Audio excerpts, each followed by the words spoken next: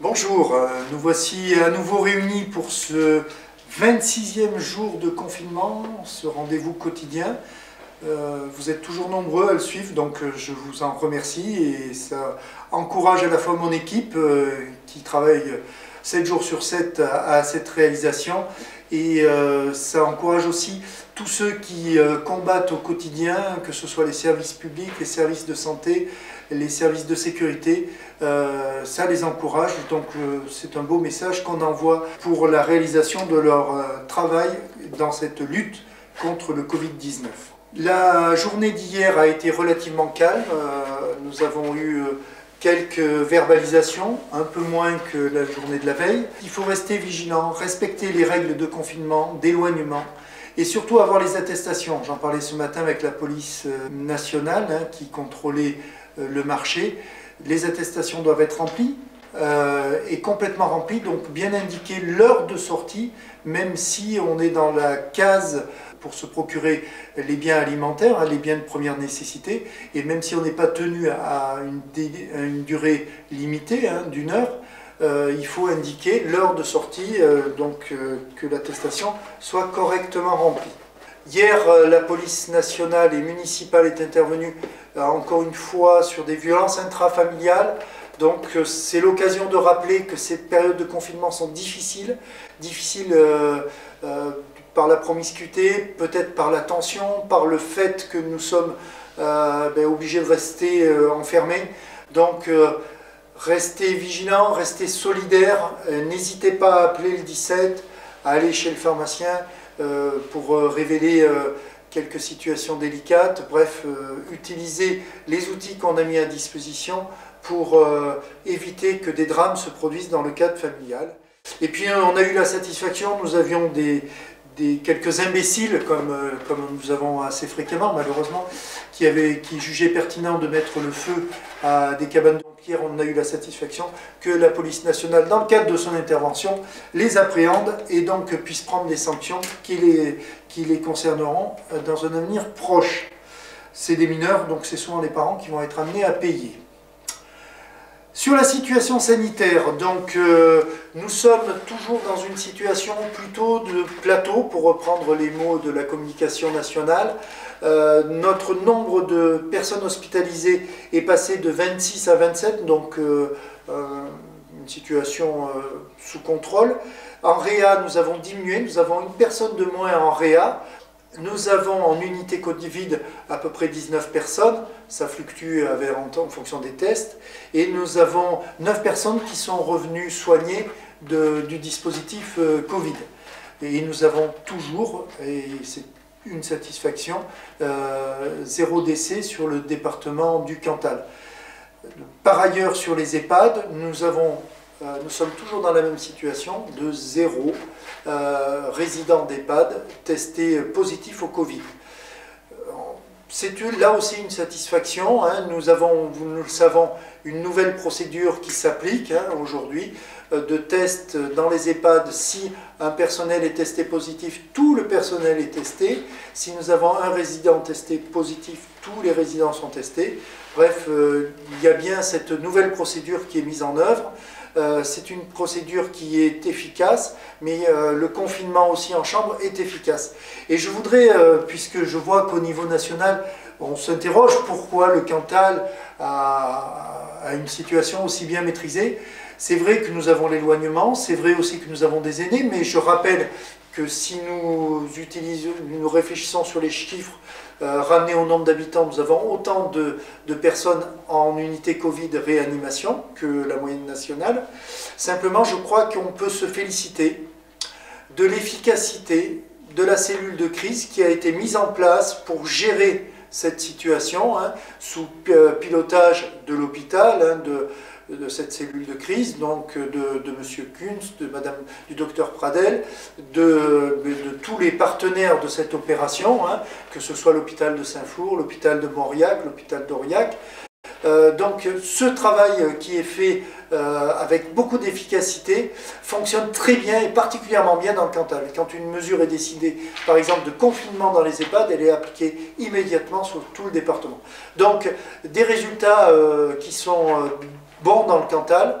Je remercie donc le personnel qui est engagé, le directeur, hein, Pascal Tarisson, il faut dire son nom, mais le docteur Kunz et le docteur Pradel et tout leur personnel qui sont mobilisés dans les 3 hôpitaux du GHT et du CMC, bien sûr, hein, qui est partenaire lui aussi de l'opération et qui permet que la fluidité et le bon fonctionnement des dispositifs. Et encore une fois, quand un dispositif national est impliqué, l'information circule et dans nos EHPAD, bien, le relais se fait bien, comme dans les services de soins de suite, hein, comme dans les autres services. Donc cette efficacité, elle est liée à la parfaite maîtrise de tous ces intervenants et du travail qui est fait avec, encore une fois, beaucoup de célérité par les uns et les autres et beaucoup de professionnalisme.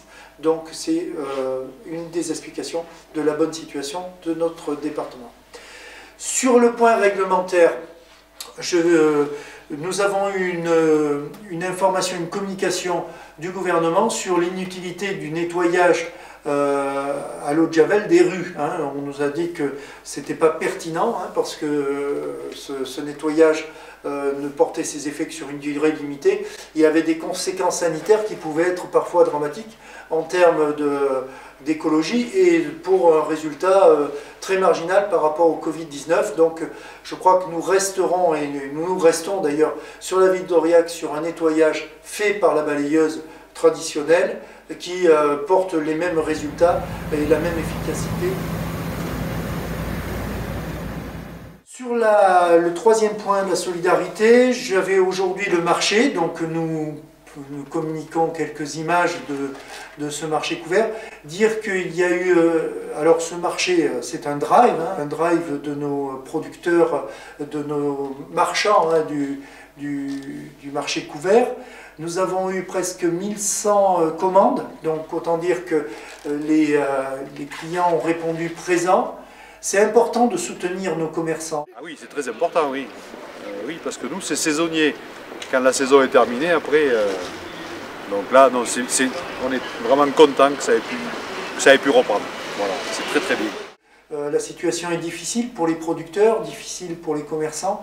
Et cette fidélité à la qualité et au circuit court, eh bien aujourd'hui c'est peut-être un des grands enseignements de cette crise. Donc merci pour votre fidélité. Nous avons fait 8 livraisons, c'est pas beaucoup. On a livré ce matin avec mon collègue une première livraison, donc on n'en avait que 8. Mais beaucoup de personnes qui sont venues, et notamment des aînés de plus de 65 ans habitant à Aurillac, ne connaissaient pas le dispositif. Donc c'est un dispositif qui va monter en puissance.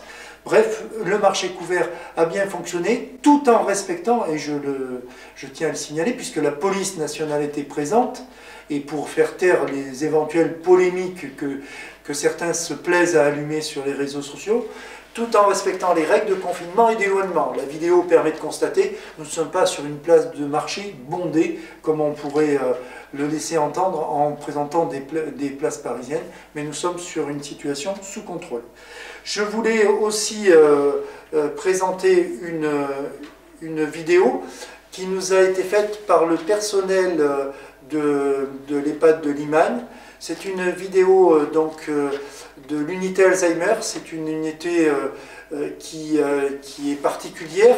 Je remercie les personnels d'avoir fait cette vidéo, je remercie les familles de nous avoir autorisés à présenter cette vidéo et je trouve que c'est un beau message que l'on doit passer cette veille de Pâques pour les uns et les autres, donc un message de solidarité, de ne pas laisser nos aînés, n'hésitez pas à les appeler, c'est vrai qu'ils sont confinés, mais n'hésitez pas à les appeler, téléphoner, il y a des outils, des téléphones qui sont mis à disposition, des tablettes aussi, hein, où on peut par les médias actuels faire quelques vidéos, donc n'hésitez pas à le faire. Et n'hésitez pas à offrir des chocolats, hein. C'est la période, c'est la saison. Soutenons nos chocolatiers et nos commerçants de proximité qui sont ouverts.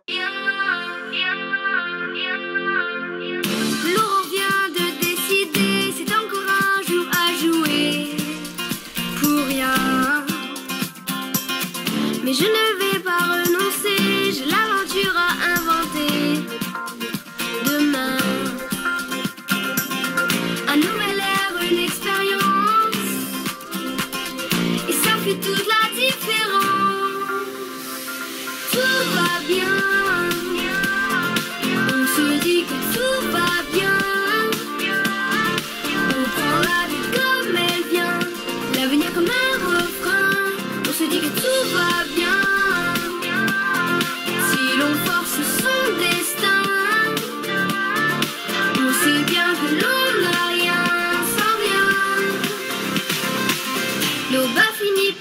s'éclaircit.